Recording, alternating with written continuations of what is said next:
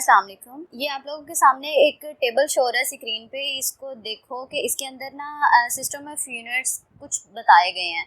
असल में ना पहले जब ये सिस्टम इंटरनेशनल यूनिट नहीं, मतलब ऐसे यूनिट्स नहीं बने थे ना, ठीक है, यानी पेरिस में एक कॉन्फ्रेंस नहीं हुई थी, ये जो 1960 को हुई थी पेरिस में एक कॉन्फ्रेंस, तो उसमें डिसाइड किया गया था कि हम यूनिट्स को यही जो है वो नाम देंगे इंटरनेशनली। यानी आप दुनिया के किसी भी कोने में चले जाओ, यही यूनिट्स आपको वहाँ पे मिलेंगे। यानी अगर आपने कोई वहाँ पे जाके कोई मैस खरीदना है तो आप किलोग्राम में ही खरीदोगे, ठीक है। अगर आपने कोई कपड़ा, कोई लेंथ किसी भी किस्म की मैयर करनी है तो आपको मीटर्स में ही मिलेगी। आपने टाइम को मैयर करना है तो आप सबसे छोटा यूनिट जो है वो सेकंड ही इसका जो है वो यूनिट यूज़ करेंगे।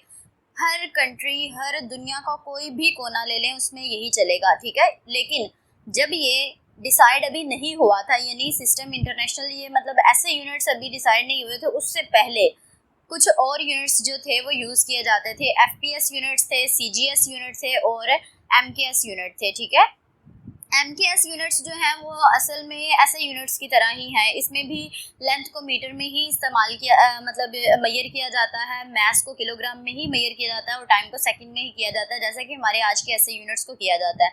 लेकिन CGS और FPS जो हैं ये थोड़े पुराने यूनिट्स हैं। CGS में मैस जो लेंथ थी उसको सेंटीमीटर्स में मैयर किया जाता था, मीटर्स में नहीं मैयर किया जाता था, ठीक है।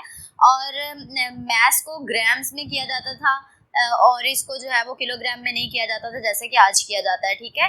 और टाइम के लिए सेकंड ही यूनिट इस्तेमाल किया जाता था हर दौर में, ठीक है। उसके बाद FPS जो है इसको भी लेंथ के लिए, इसमें फिट जो है ना, फुट जिसको हम कहते हैं, एक पाँव की लंबाई के बराबर पहले ये कहा जाता था, फिर फुट जो है एक बाकायदा उसके कुछ सेंटीमीटर्स का एक फुट आ गया, ठीक है। तो ये जो है लेंथ को फुट में मैयर किया जाता था।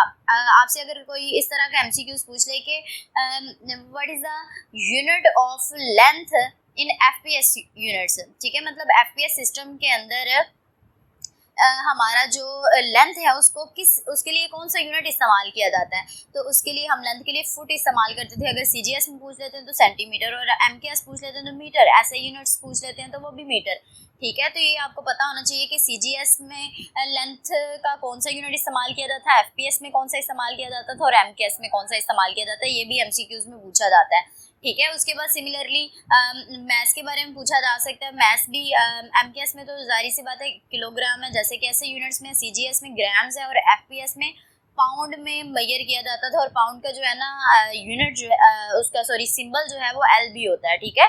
फुट का तो FT, वो तो याद रह जाएगा, लेकिन पाउंड का LB होता है, ये थोड़ा डिफरेंट है, ये आपको याद रखना पड़ेगा, ठीक है। और ये भी MCQs बन सकता है कि ऐसा कौन सा यूनिट है जो MKS, CGS, FPS और SI यूनिट्स जो हैं सब में सिमिलर है, ठीक है। तो वो टाइम का यूनिट है, यानी सेकंड जो है ऐसा यूनिट है जो सब में एक जैसा ही इस्तेमाल किया जाता है, ठीक है। नीचे आपको कुछ फिजिकल क्वांटिटीज 3 शो हो रही हैं, फोर्स, प्रेशर और वर्क। ये जो फोर्स है, आपको पता है फोर्स का यूनिट क्या होता है, न्यूटन। लेकिन न्यूटन जो है ऐसा ही नहीं है, ये एक ड्राइव्ड यूनिट है, यानी N जो है, न्यूटन जो है, ये बराबर होता है किलोग्राम मीटर पर सेकंड स्क्वायर के, ठीक है। किलोग्राम क्या है, ऐसा यूनिट है। M जी जो लिखा हुआ है स्मॉल m, ये क्या है, ये हमारा इस्तेमाल किया जाता है मीटर के लिए, किलोग्राम मीटर पर सेकंड स्क्वायर। मीटर जो है ये लेंथ के लिए इस्तेमाल किया जाता है और ये भी क्या है, हमारा एक ऐसे यूनिट है, ये बेस यूनिट है, ठीक है, ड्राइव्ड नहीं है। किलोग्राम भी बेस यूनिट था, मीटर भी बेस यूनिट है और आगे जो हमारा सेकंड है वो भी बेस यूनिट है। लेकिन किलोग्राम, मीटर और सेकंड पर सेकंड स्क्वायर, इन तीनों चीज़ों को जब मल्टीप्लाई करके लिखा गया, ये बराबर आता है 1 न्यूटन के। तो यानी हमने कुछ बेस यूनिट्स को आपस में मल्टीप्लाई किया, उनको जोड़ा और एक न्यूटन बन गया। न्यूटन क्या है, एक ड्राइव्ड है जो कि बेस यूनिट्स को मिलाने से बना है, ठीक है। तो हमारे पास फोर्स का यूनिट न्यूटन होता है। न्यूटन कैसे आता है, किलोग्राम मीटर पर सेकंड स्क्वायर के बराबर होता है, ठीक है। ये MKS यूनिट भी है और SI यूनिट भी इसका यही है, ठीक है। उसके बाद हम लोग अगर प्रेशर को देखें, प्रेशर का फॉर्मूला क्या होता है, प्रेशर का फॉर्मूला, अच्छा यहाँ पे एक चीज़ और, फोर्स का आपको पता है फॉर्मूला क्या होता है, फोर्स का फॉर्मूला होता है F.D। सॉरी मैं आपको वर्ड का बता गई हूँ। फोर्स का यूनिट क्या होता है, MA, मैस और एक्सेलरेशन, ठीक है। अब देखें मैस, अच्छा आप लोगों को मैं ना लिख के दिखाती हूँ, ये देखें मैस के लिए यूनिट क्या इस्तेमाल किया जाता है, किलोग्राम, ठीक है। उसके बाद हम लोग एक्सेलरेशन को देखो, एक्सेलरेशन को हम किस तरह से लिख सकते हैं, वेलोसिटी डिवाइडेड बाय टाइम, ठीक है।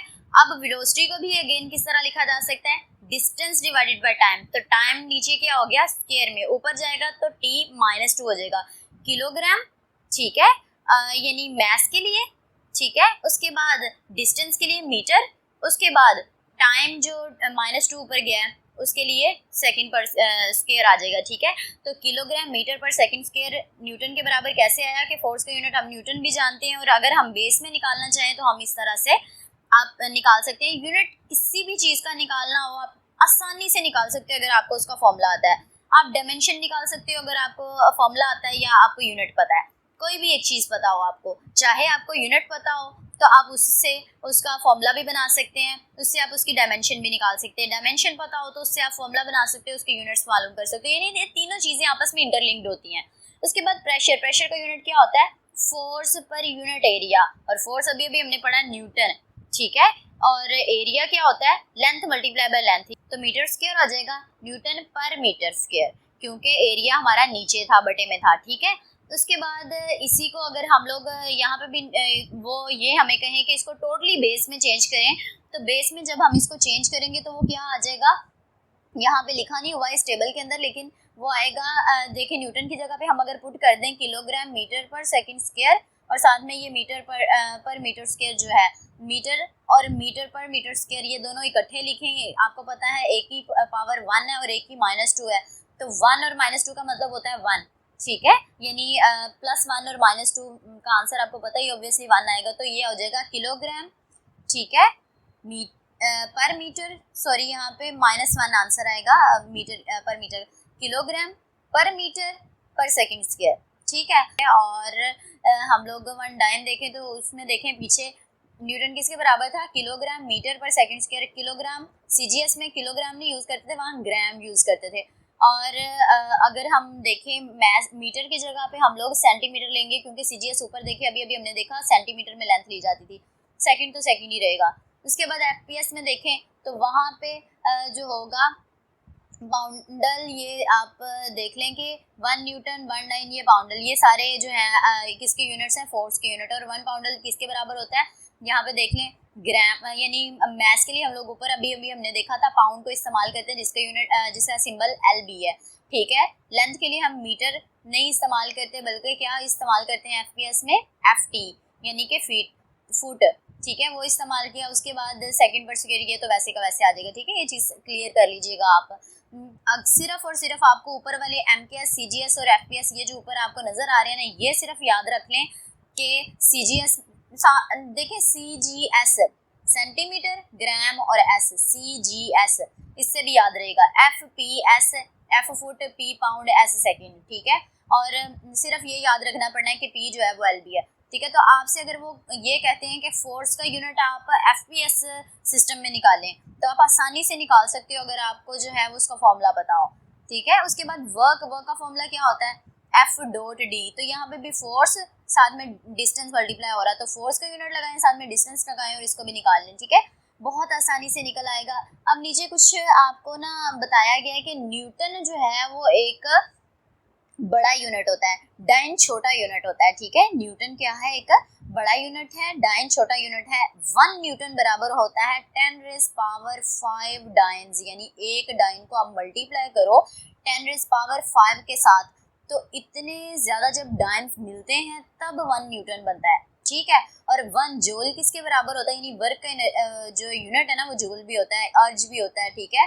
तो वो कह रहे हैं कि 1 जूल जो है वो कितने अर्ज के बराबर है, 10⁷ अर्ज। ये बहुत बहुत बहुत ज़्यादा इंपॉर्टेंट दोनों MCQs हैं कि 1 न्यूटन और डाइन का आपस में रिलेशन बताएं या 1 जूल और अर्ज का आपस में रिलेशन बताएं, तो ये बहुत इंपॉर्टेंट MCQs है, इसको लाजमी नोट डाउन कीजिएगा।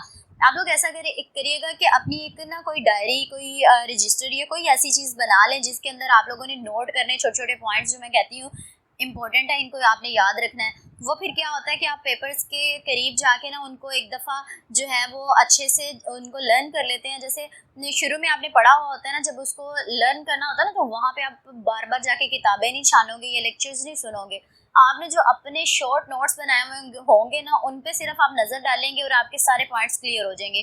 उससे रिलेटेड जो भी बातें आपने मेरी सुनी हुई होंगी या कहीं पे भी पढ़ी हुई होंगी, आपको वो फौरी तौर पे याद आ जाएंगी। सिर्फ एक हिंट लिख लिया करें, ठीक है। जैसे ये 1 न्यूटन इक्वल टू 10⁻5 डाइन्स या 1 joule is equal to 10⁻7 energy. यहाँ से आपको याद रह जाएगा कि मैंने यही बात की थी कि न्यूटन जो है वो एक बड़ा यूनिट है, डाइन छोटा यूनिट है, इसी तरह जूल जो है ये बड़ा यूनिट है और अर्थ जो है वो छोटा यूनिट है। अर्थ को इतने टाइम्स मल्टीप्लाई करोगे फिर वो कहीं जाके जूल के बराबर होता है, ठीक है।